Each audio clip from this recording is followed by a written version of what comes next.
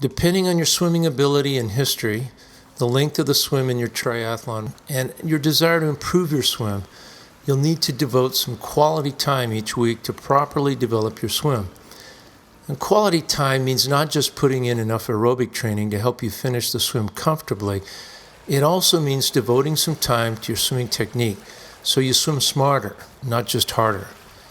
After a good warm-up of 400 to 800 meters, one of the biggest areas of improvement you can make in your swim time is often in developing your kick.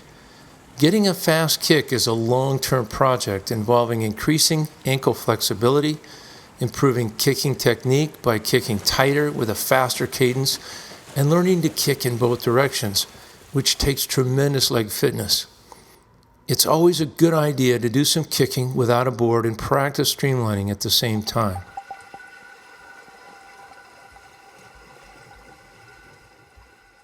Kicking on your side is a good way to learn to kick in both directions. Since there's no longer an up or down kick, it'll enable you to feel the pressure on the water with your feet at all times.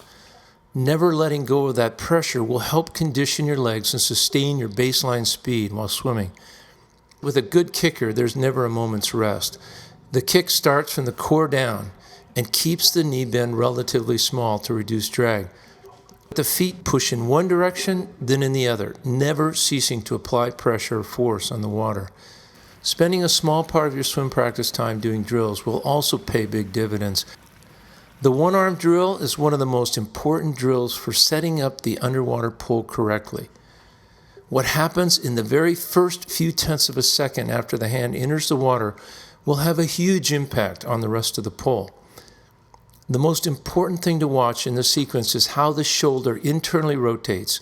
The hand drops directly below the elbow while the elbow remains very close to the surface. From that point rearward during the propulsive phase, there's just a slight movement of the hand toward the midline as it barely goes beneath the surface of the body. It isn't necessary to train often in open water. Most of your training should be done in the pool where you can monitor your speed and your stroke rates more accurately. Competing in the open water is very different than in the pool, and therefore requires that you train in the pool differently than for a pool race.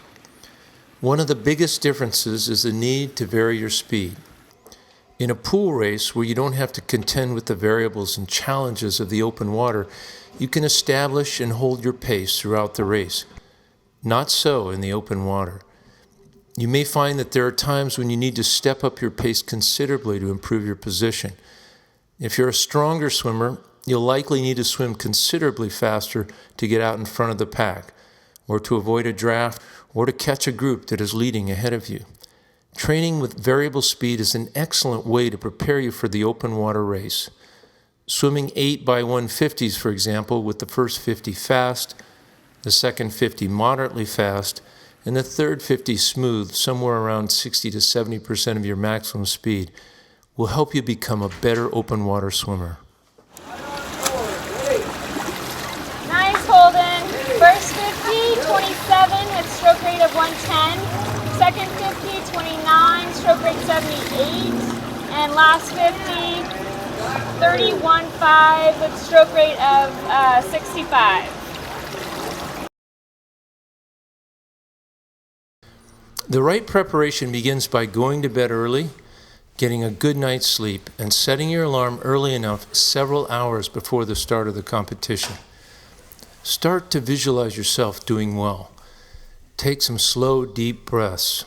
Stand up and stretch your shoulders, your lower back, and scapula. Think streamlined like a swimmer should. You should have your sport bag already packed from the night before with all the needed gear and nutrients for race day. Don't eat as much for breakfast as you would on a training day, but eat nourishing foods that you're used to. Begin to hydrate your body and continue hydrating it throughout the day. It's normal to feel a little nervous, and that will change your rate of digestion. You may not feel like eating, but you must eat. Arrive early to the competition site where you'll have plenty of time to park, evaluate the starting and transitional sites, prepare and test your equipment, and most importantly, warm up your body before the race. Always take a warm-up swim before your open water race, no matter how cold the water or what the conditions are. Ideally, you should warm up for 15 to 20 minutes, getting your heart rate up to where it will be during the race for a few of those minutes. Your warm-up should occur no more than an hour before the race starts. If the start gets delayed for any reason, then get back in the water and warm up again. Doing dynamic stretches, that is, moving the joints and muscles while simultaneously stretching them, is the best way to stretch on race day. You should dynamically stretch the ankles, hips, hamstrings, shoulders, and back. Take a few maximal breaths to fully expand and release air from the lungs. Push the air out from your core, feeling the strength that you've developed.